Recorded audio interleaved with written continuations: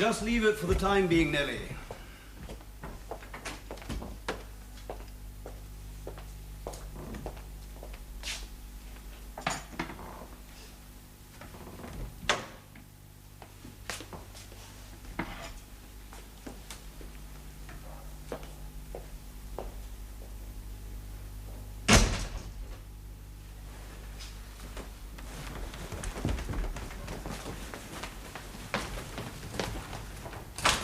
Where's Rose, Hudson? I gave her permission to go off early, my lady. She wanted to visit her aunt who lives some distance away. I see. Well, she should really finish her duties before she goes off. Yes, my lady.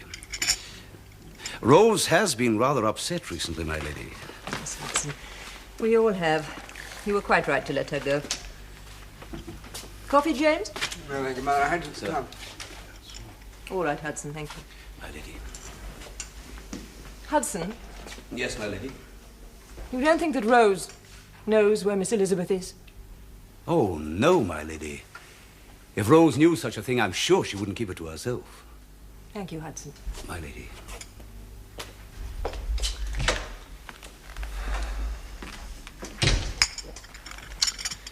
Well, if she's not in a hotel and she's not with friends, where can she be? I imagine she's with her new friends. New friends? What do you mean, those socialists? Well, they call themselves Fabians. Oh, what's the difference?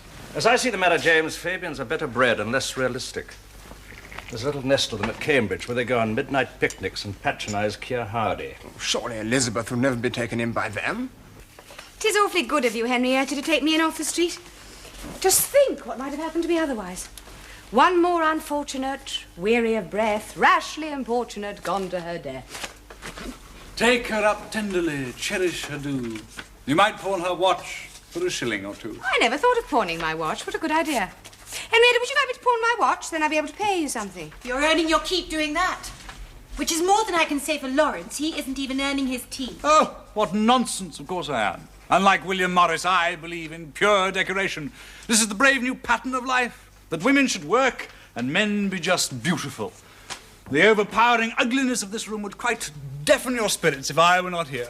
I do hope that popping these leaflets through letterboxes will convince people more than if we post them. Most of them don't want to be convinced. Oh, dear Henrietta, you're the only one with your feet on the ground. Whatever we do without you. We should float up into the air like thistledown, higher and higher and higher, with our voices coming back like rather tinny skylarks, until at last we reach the sun, and then we all flared up in one glorious conflagration. It would almost be worth it. Yes, but he wouldn't do the poor a scrap of good, and that's what we're here for. Yes, of course we are. Henrietta, as you're the practical one, do you think you could see if Mrs. Marsh has forgotten about our tea? As usual. I have a yearning for hot buttered toast that's almost immoral. I wish I were Henrietta. I'm so sure of everything. Aren't you sure of everything? I'm not sure of anything. At least I'm fairly sure of things, but never of people. And I'm sure of people and never of things. You didn't mean that. You only said it because it was a good answer. You know, I sometimes think that I don't mean anything. Come on. Elizabeth, a visitor for you. Rose! Come in. You know Mr. Lawrence Kirbridge. Lawrence, you remember my dear friend Rose, of Hot course. foot from affluent Eaton Place. I'd have got here sooner, Miss Elizabeth. Oh, don't call me that. It sounds so ridiculous here. What shall I call you then? I don't know. Elizabeth, I suppose. Friends call each other by their names. But I'm not your friend. I'm your parents' house parlour maid. Yes, but not here. Well, I'm not ashamed of it. That's what I do. I'm a house parlour maid. Rose believes in the truth. Eh? You believe in the truth. Yes, sir. Oh, Rose, how ridiculous you are, as if it matters. I'll take that Now, upstairs what and have you brought unpack me? it for you. Let me have a look. Oh. What's this? Present? No, I had to stop and buy you airbrush on the way. Couldn't bring the one you left on the dressing table. Rose, you're so clever. Yeah, the silly thing. I'll take it up to my room and unpack it. I've got a bedroom in the attic, Rose, just like yours. I'll take it for you, Miss No, I can Elizabeth. manage. It's I'll not unpack, heavy, lay Rose. all the For things heaven's out. sake, I'll press them Rose, all. I'm will used you to it. sit down?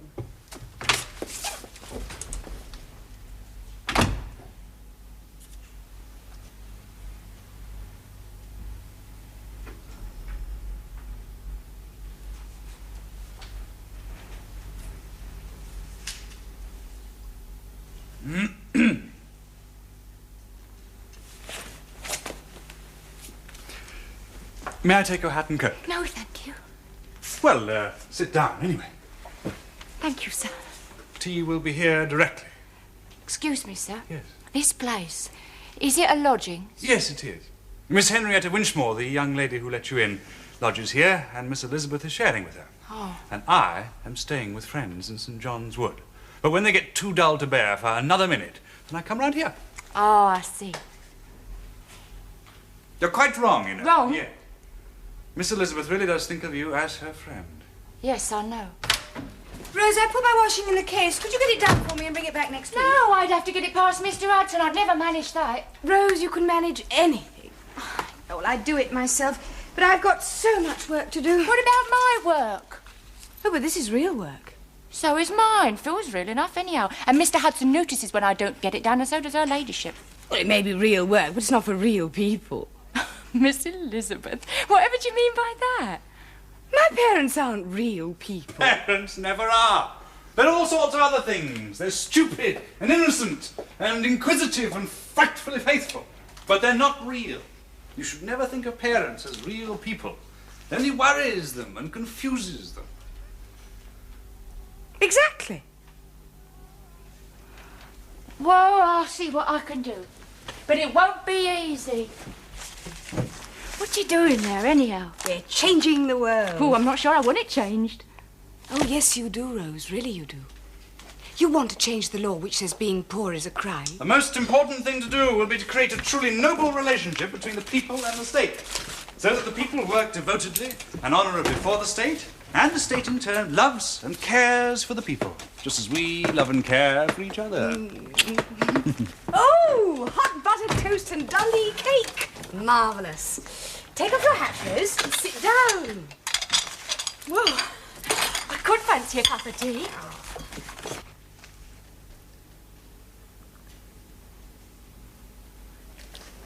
I don't understand how she can be so cruel. Not even to send a word or a message. Doesn't she know how we feel? No, I don't think she does. Nowadays, children seem to think their parents don't feel anything. You know, we should have been firmer with her.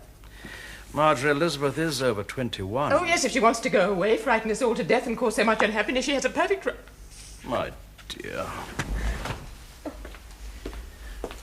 My dear. It's my fault, you know. It must be my fault that she can treat us like this. It must be. No, no. I'd better go and change for dinner. I'm off, Mother. Have you heard anything from...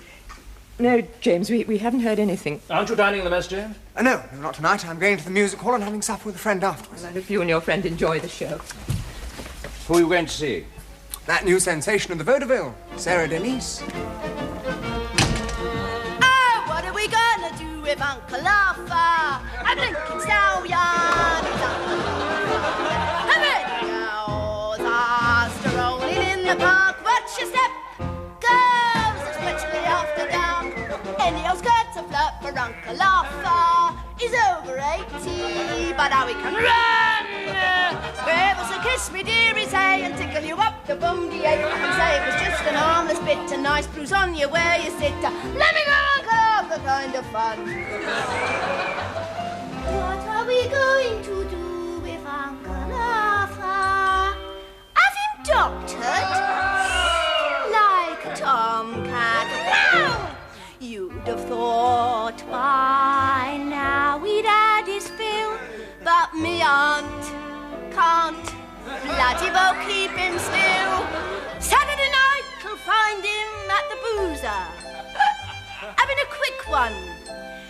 Then off he will pop, straighten his hat, turn up the street, an 80-year-old who's indiscreet, dirty old man who can't but order. Uncle Arthur is not the sorter, but it's bloody well time for him to stop. Oh, don't you hate me, girls? He's behind you.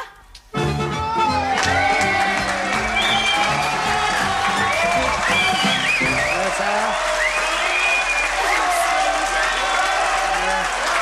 Came to ask you to have supper with me. Have a lot for applause, eh?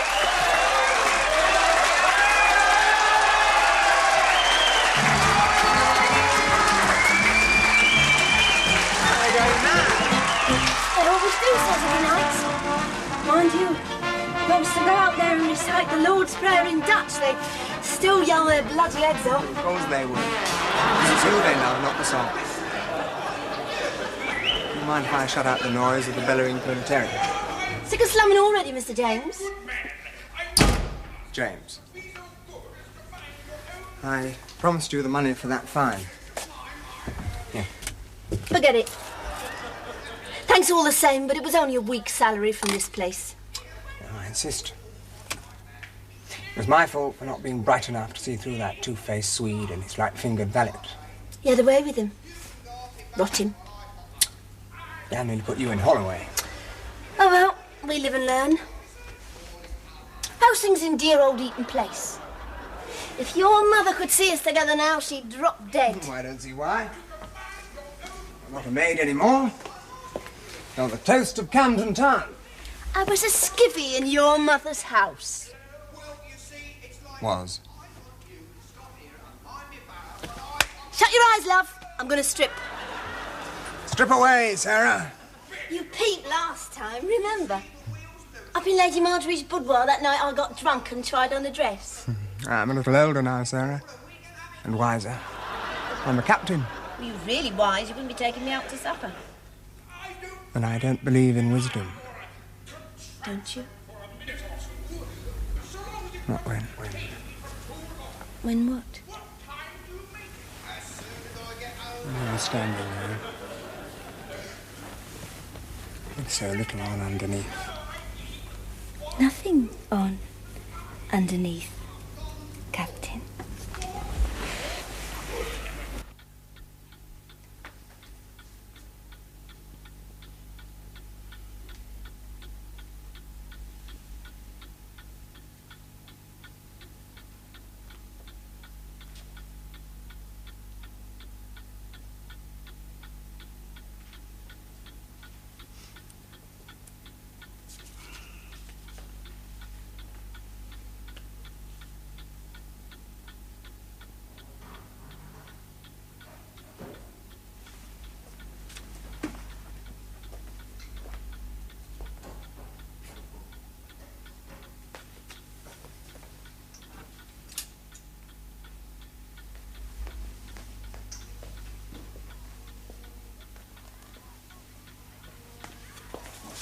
Who is it? Ow! Rose! Mr. Hudson, I never thought you'd be. I thought you'd be... I decided that I didn't want to waste the good fire. No. Well, good night, Mr. Hudson. Rose? Yes, Mr. Hudson. You're a wee thing late. Yes, I am. I missed the last tram back and I had to walk all the way home. I see. Isn't that a valise you've got there? Yes it is. It is Miss Elizabeth's, I think. Yes, it is. I've got it mended. Don't lie to me, girl. You know where she is. Come down here. In there.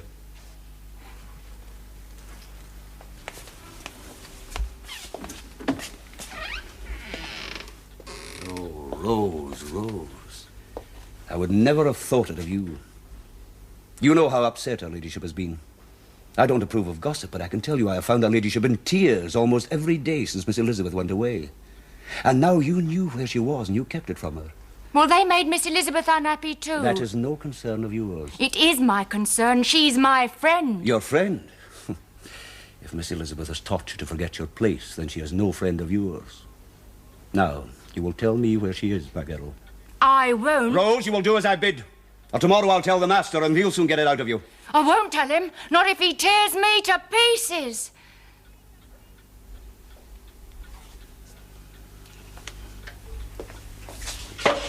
Sit down, Rose. Oh. Sit down.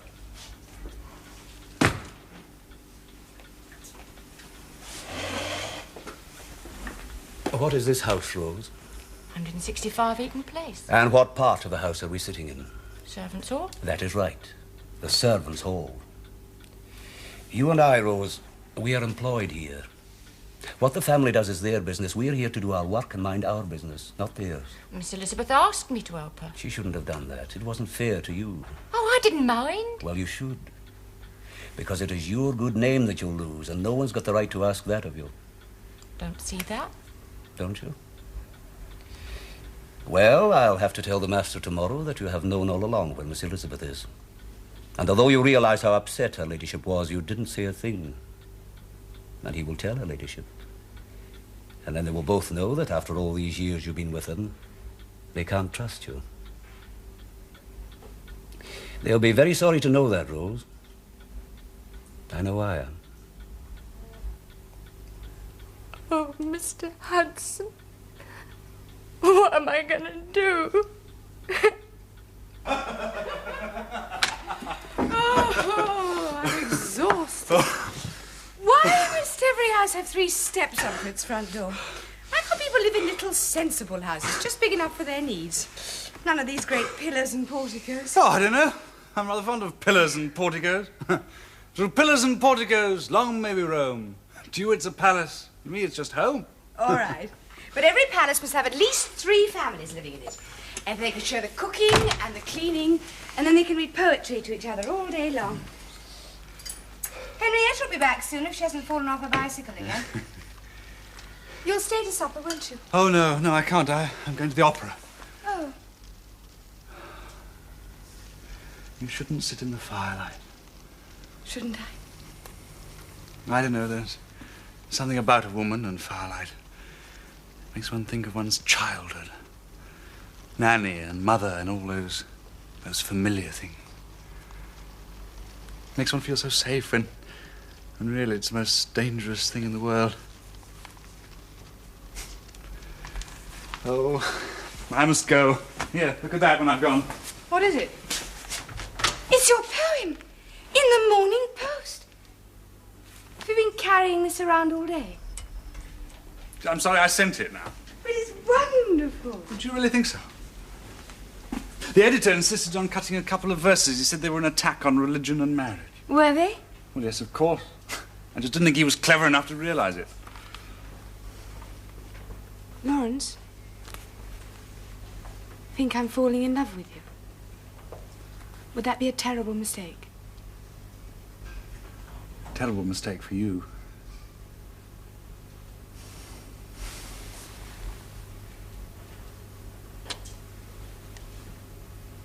But wonderful for me.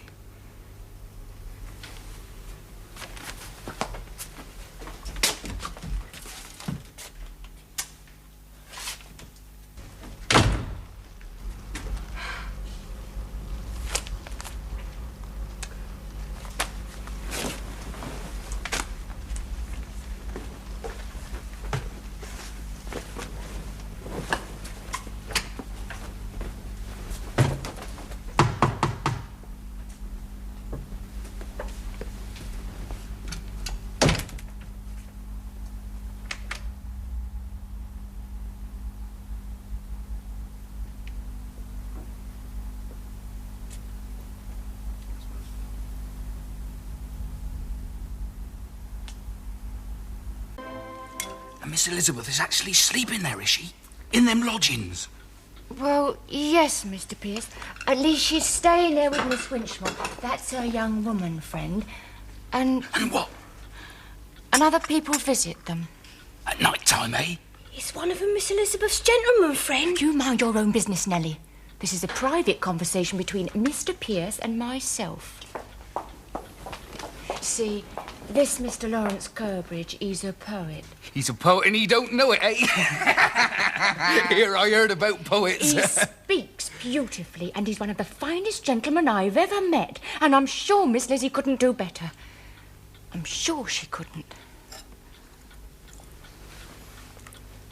Then why don't she come home? I must be free to live my own life. I can't be bound by rules and shibboleths I don't believe in. And this freedom, does it include freedom from money? Oh, now that, if you'll forgive me, is exactly... I'll forgive you anything, Elizabeth, except making your mother unhappy. I beg your pardon, I interrupted you. Yes. I don't want to quarrel, that's why I came away. You've made your protest. I understand that. Now you can come home. Look, it wouldn't work.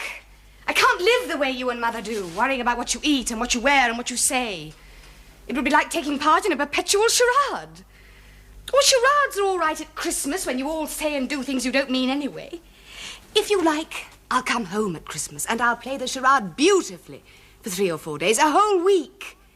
But don't ask me to spend my whole life playing a charade. Is religion part of the charade? Yes, it is. I think so, and so does Lawrence. Lawrence? Lawrence Kirbridge, the poet, is another friend of mine. Oh, yes, he's that rather precious young man who writes poems against religion and marriage. He writes poems for a lot of things, too, but you wouldn't notice that. He writes about truth and beauty and about honesty and about being young and knowing that the world belongs to you. Elizabeth, you won't always be young. All the more reason not to betray youth while I have it. Beastly bicycle. Look what it's done to my skirt. I shall have to give it to the cat meat man. Never mind, I got rid of them all. Henrietta, my father. How do you do, Mr. Bellamy? Did you finish your deliveries? Why, you haven't done half of them. Yes, we have. We've done thousands. The trouble with you and Lawrence is that you talk too much instead of working. No, we don't. Well, I'd better go and get supper. Mrs. Marsh is drunk. Oh, not again. Who is Mrs. Marsh? My landlady. She does hit the bottle a bit. Never mind, I found some sausages in the meat safe. I think I'll cook them. Oh, are you staying to supper, Mr. Bellamy? No, thank you. I have to get to the house. There's an important division tonight. Oh, yes. You're a Tory, aren't you? What action are you going to take on that bill? Which bill? Winston Churchill's Labour Exchange Bill. I'm not sure. You're not? I thought you'd vote against it. It's a good bill. I shall probably abstain. And if there's a whip on? But then I shall consult. Oh, your leader, I suppose. I was about to say my conscience. Oh. Maybe you're not quite as bad as you seem. Funny, I was thinking exactly the same thing about you.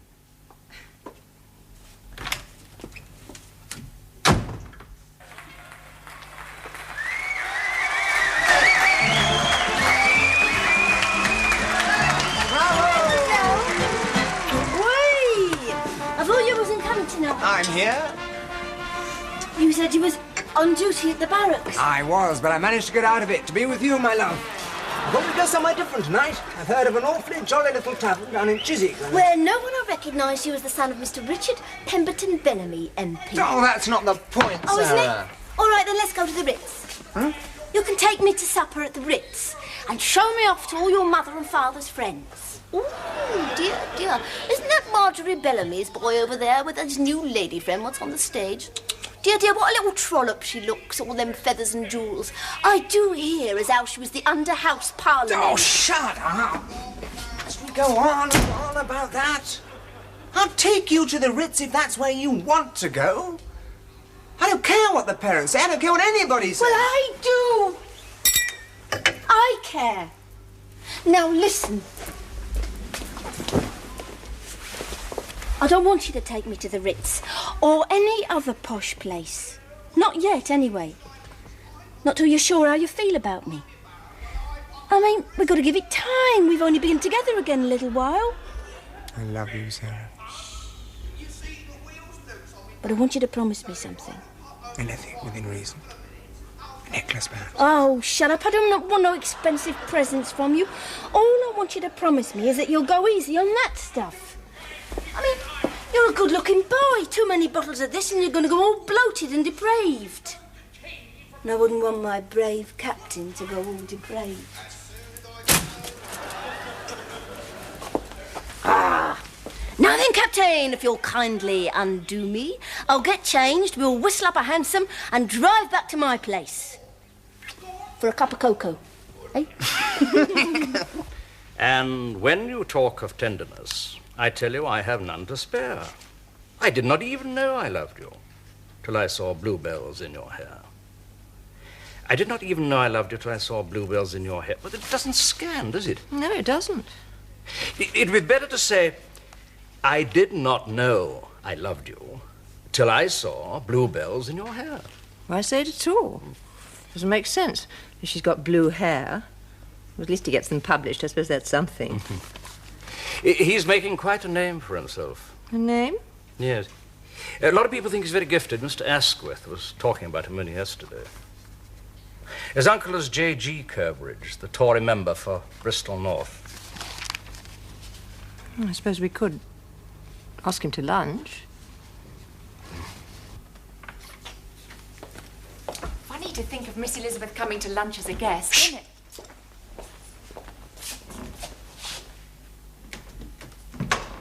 Your father is dead, I believe, Mr. Kirbridge. Yes, 3 years ago. Does your mother live in London? No, she lives in Tunbridge Wells, actually. It's very pretty there, isn't it? Yes. I hear your uncle is J.G. Kirbridge. Oh, Mother, what does it matter who his uncle was? Oh, I don't know. Rather interested in my relatives. Another of my uncles used to say we were descended from Alfred the Great. Of course, he was commonly known as Mad George. Was he really mad? Well, he was eccentric, rather. Mad Norna West. Yes, exactly. He was a missionary, actually, in the South Seas. He even had an island named after him. And then he died, and the natives ate him. Really? Well, I imagine so. I mean, they always eat you in the South Seas, don't they? Don't they? Not invariably. Oh. Oh, I thought they did. Oh. Yeah, actually, I approve of cannibalism. Mr. Kirbridge. Oh, call me Lawrence, everyone does. No, when you think about it, it's rather a delightful idea. Delightful? Yes. Just imagine, Lady Margaret. There's someone that you admire tremendously. Now, in the normal course of events, they die, and you've lost them. But according to the South Sea Islanders, and the Maoris of New Zealand, I believe, if you eat them, all their qualities become yours. It's rather a novel sort of life after death. It's quite religious, actually. Well, I do understand the idea, but I'm not sure I altogether take to it. More coffee, Mr. Kirbridge. Oh, thank you. Have you ever thought of emulating your uncle and going into politics, Mr. Kirbridge? No, he hasn't. Oh, I wouldn't say that. Thank you, Rose. No, it's just that I don't really see myself as a politician. See, a politician has to hold the same opinion for years and years and years on end. Thank you, Hudson. Well, I change my opinion every week. Every intelligent man does. They like him, Mr. Hudson. You can tell they do. He has a very easy, pleasant way with him. Don't you like him, Mr. It Hudson? is not my place to like him or dislike No, him. but- Nor yours either, Rose. No, Mr. Hudson. He's not quite what we're used to, but he could be worse. But not when it's a matter of principle, surely. Yes, but what exactly is a matter of principle, and how does it differ from any other opinion? Well, there are certain basic rules of life. Yes, but my basic rule of life is to enjoy it, and that everyone else should do the same thing. Only it must be everyone. I don't just mean one's friends and relatives. I mean the coalman, the factory worker, the miner, the little chap who works in a shop selling ties. They've all got one life. They have the right to enjoy it, just as I enjoy mine. Now, this is the principle upon which I live. And if we all lived on the same principle, well, there'd be no further use for politicians. Nevertheless, with that flow of oratory, I think you would make a very good one. But we don't believe in politics as they exist today, any more than we believe in religion or marriage. Oh, James. I was expecting you to lunch. Sorry I'm late, Mother. I got held up. This is Mr. Lawrence Kirbridge, my son James. How do you do? Yes, I believe you were at school with a friend of mine, Bunny Hamilton. Bunny, oh, yes. Yes, we were great rivals for athletic glory. We used to run round and round and round a little muddy track, trying to see which one of us could go faster. What a pointless proceeding. I think it's always good to excel. How is old Bunny? Oh, well, he's taken up polo now, so the ponies have to run instead. He's come and watch us play sometime. Yes, I'd like to do that very much. Thank you.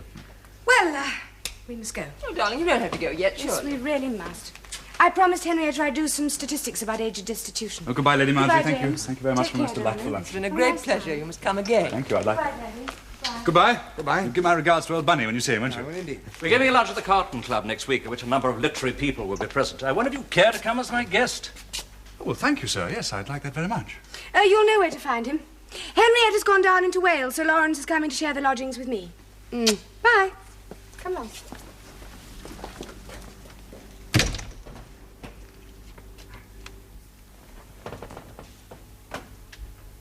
Why not? If it makes your parents happy and my mother happy, why not? Because it's against our principles. Oh, well, if we're doing it because we're afraid of the conventions, then I agree. But what harm will it do us to say a few meaningless words in a rather ugly pseudo-Gothic bar and then just forget about it? A great deal of harm. To us and to the things we believe in. But how can it change us if we don't believe in it? Look, it isn't just getting married, it's joining their fat, comfortable world. It'll make us fat and comfortable, too. Oh, don't ask me to do it. Please don't ask me. I don't see how else you can see it, Rose, if they're both living under the same roof. Well, I suppose we must draw the worst conclusions. I would never have believed it of him. A presentable young gentleman like that, nicely spoken, well-connected. I think it's Miss Elizabeth. She told me she don't believe in marriage. And then she's a disgrace to her family. You're ruining your father's career, you know that. Oh, what rubbish. How could it possibly? A politician must be absolutely reliable. Even a breath of scandal can be disastrous. When people consider your father for committee work or to sit on some special commission, they think that's the man whose daughter's living. Who's living? Living in sin. Oh, can't you see there's no such thing as sin? There's only cruelty and stupidity. Lawrence and I love each other, so we're doing what is perfectly natural when you love each other. We're spending all the time we can in each other's company. We haven't been to bed together. Yet. But when we want to, and when we feel it's the right and natural thing to do, then we shall do it. Can't you understand? Yes, I understand. I understand that you're making us all miserable for a stupid, childish, arrogant whim. Oh, God!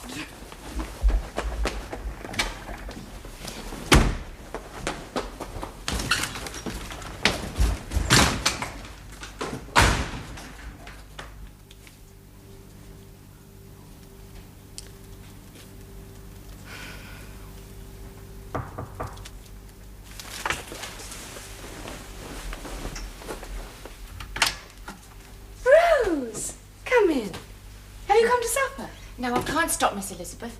Her ladyship and the master have gone out to supper, and Mr. Hudson said I could come out for an hour, but only an hour. Oh, I'm glad. Come and sit down. Mr. Lawrence not here? No, he's staying with his mother for a week. Oh, trying to explain, I suppose. Trying to explain what?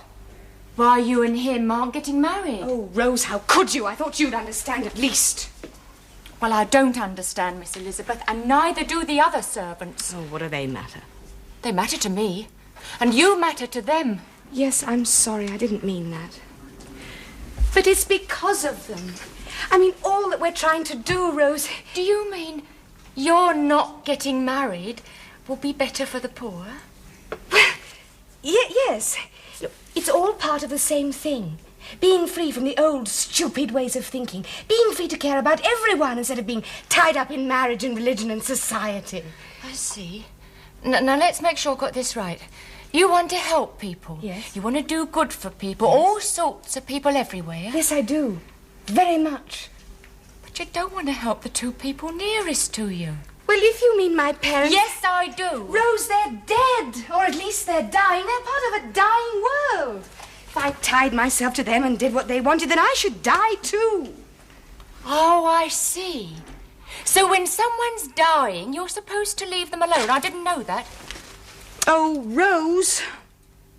When my mother was dying, they sent for me up at the big house. Sat by her bed and held her hand all night until she died. I didn't know I wasn't supposed to do that, but then I'm just a stupid, ignorant girl what doesn't know any better. Only if I am, her ladyship must be also. Because she sat beside me and held my hand. And in the morning when my mother died and I was crying, she cried too. Oh, it's not fair. It's not fair. Oh, Mother, look, isn't that frightful? Perfectly ghastly. It's from Maud, of course. Oh. Aunt Kate. Did you know? No, it looks like her. Why is everyone so kind when one's getting married? Oh, I think they remember their own love. Happiness suddenly becomes very vulnerable.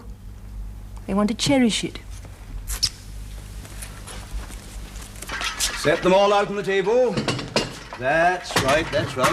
Oh, Rose, where's the cover for the big meat dish? It's not in the pantry cupboard, Mr. Hudson, but we haven't used it all, not since Mr. James coming of age. Oh, maybe it's been put away in the silver chest. I'll have a look later. Get a good shine on those salvers, Edward. Oh, I'll do my best, Mr. Now, Hudson. Nellie, get out all the glassware you can find. There are going to be over 200 guests at the reception. But we ain't got 200 best plates nor nothing. Their caterers will supplement what we cannot provide, Rose. Look sharp now, Nellie. Mr. Hudson, will I be going to the church?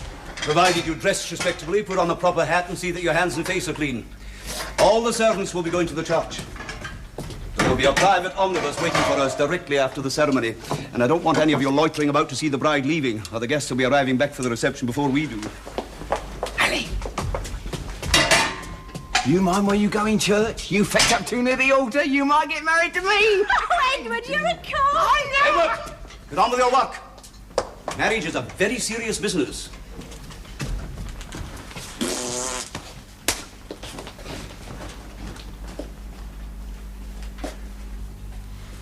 None of this is my book or Henrietta's. I think I'll keep it. If she wants it, she can ask me for it, and if she doesn't want it, I may as well keep it, can't I? Oh, I wish I could stay here till the wedding.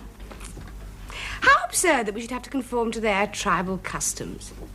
How ridiculous that we should have to wait to make love until society gives us its approval. Lawrence? Hmm? I'm sorry about Evelyn Larkin. Oh, she's all right. She always is. No, I mean, making love. I'm sorry it's not going to be the first time for both of us. Well, you don't have to worry about me and Evelyn. It wasn't a great success. It's perhaps just as well, really. If it had been, she might not have let me go quite so easily. She rather cares for that sort of thing. Don't you? Oh, of course. I'm sure I shall. Well, we shall see, won't we? Yes, we shall see.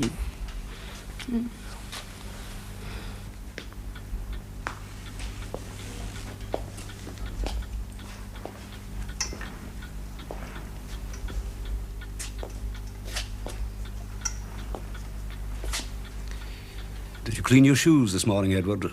Yes, Mr. Hudson. Well, give them another rub while I go upstairs. Rose, assemble the staff. Yes, Mr. Hudson. And blow your nose, Nellie. I don't need to. Blow it just the same.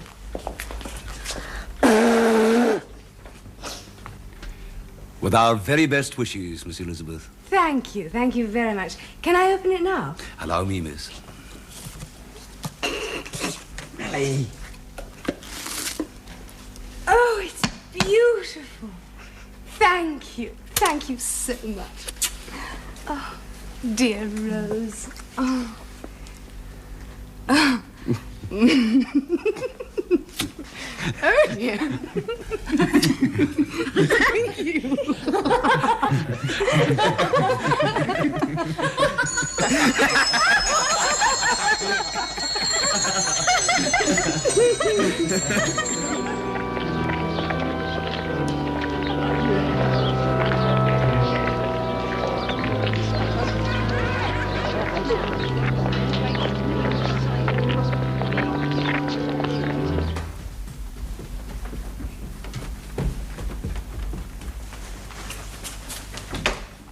Elizabeth's nearly ready. Shouldn't you be leaving? Yes, I'm going now. Is she all right? Well, why shouldn't she be? You look beautiful. No, I don't, but I've done my best. Can't do more, can one? No. Now, the servants are just leaving. If Elizabeth isn't done in 10 minutes, shout up the stairs. Yes, I'll do that. Oh, Jane's good. Now, are we ready? Everything is in order, Mother. Splendid. There. Now, ready, Mother?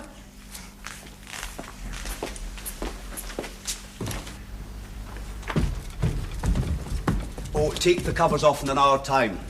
And you can offer the caterers a cup of tea, but no strong liquor, mind. Where's Nellie? How do I look, Mr. Hudson? Remarkable, Nellie. Come along, then, quickly. Shall I call Rose if we're going, Mr. Hudson? No, Rose is attending to the bride. She'll come on later and join us at the church. Follow me. Nellie. May I have the pleasure?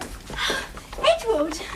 If I get hungry in church, I'm going to have a nibble of your cherries. Edward! No, it's nice, that, really. No, I do like it, really. Come on, quick, let's go.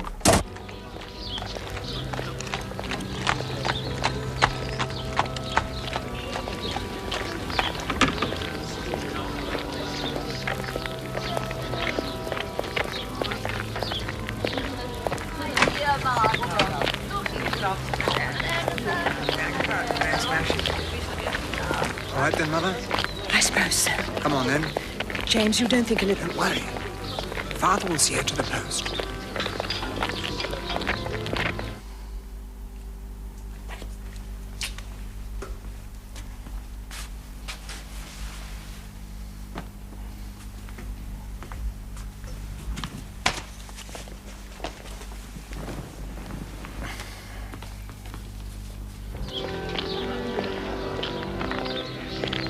I feel like a gladiator about to be turned face down by the Roman matrons. Don't worry, they'll let you live. You've got the ring. You sure?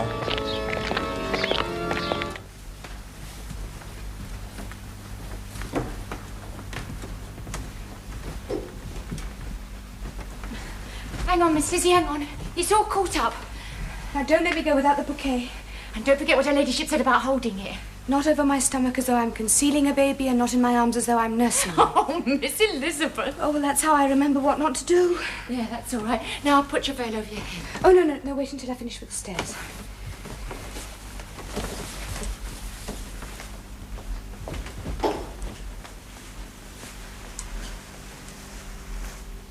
Just imagine. Honeymoon in Vienna. Yes. Rose? Yes, Miss Elizabeth? In case you have any doubts about it, I'm still quite pure, you know. Yes, Miss Elizabeth. You had doubts, didn't you? Well, I had quite thought what we all that talk about not believing in marriage, but I'm very pleased to hear it. Are you? I'm not. Miss Elizabeth. Oh, Rose, if it wasn't for you, I wouldn't be standing here I don't now. know for the best, Miss Elizabeth. Yes, I know. Everyone's done everything for the best, only now I'm so frightened.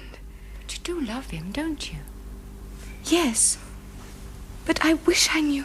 What? Yes. Yes, I do love him. I do. Maybe it's all for the best. Oh, I'm sure it is, Miss Elizabeth. I'm sure it is.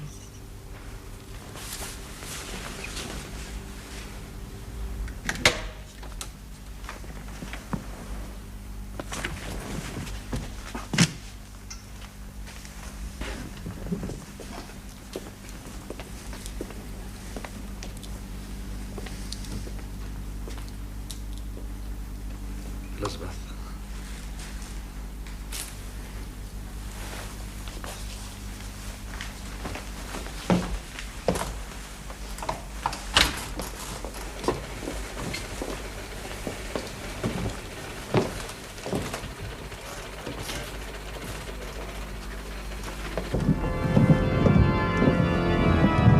Edward. Yes, Mr. Radford? Don't sing too loudly in the hymns.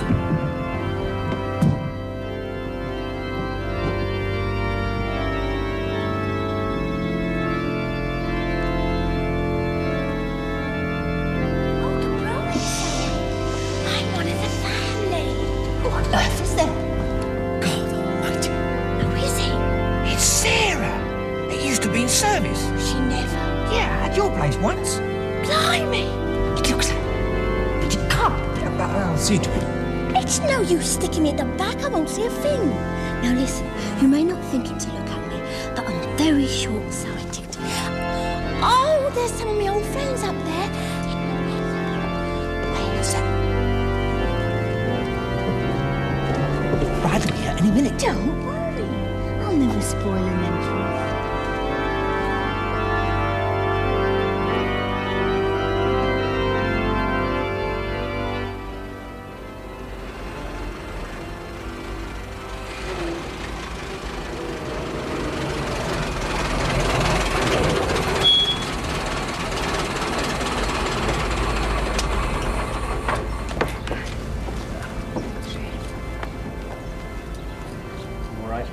Yes, I'm right.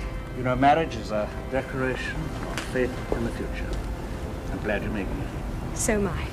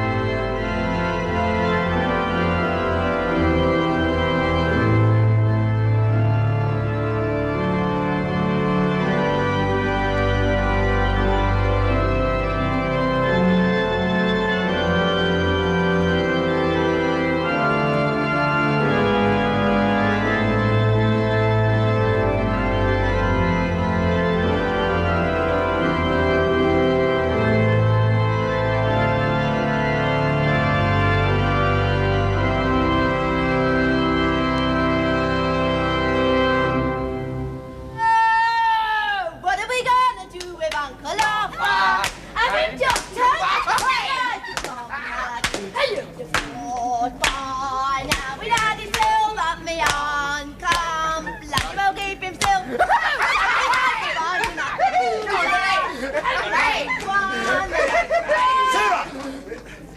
Oh, I beg your pardon, Miss Delisi. Yes, Hudson. Edward, Nellie, Pierce, upstairs to the front hall. Miss Elizabeth is leaving shortly. Now, quickly now. The other wedding guests are assembling in the hall, miss. Well, I'm assembling down here. I think since you were invited as a guest, miss... Oh, I was invited, all right. Sarah! Down here, Jimmy. Oh, what on earth are you doing down here? Reliving old memories. You know very well you hated every minute of your time here. I know. Poor old Hudson was a bit confused. I mean, I don't really belong anywhere, do I? Neither upstairs nor downstairs. Nor in my lady's chamber. You belong to me. Do I? Elizabeth is about to go. I wish we could go away. Where to? Vienna? I'd rather go to Paris. All right. Let's go. What now? Why not? What about the regiment? What about the theatre? To hell with the theatre. To hell with the regiment. Vive la République! Come on, let's go and throw some confetti at my sister. Here, watch! Here, you rupture yourself! Oh.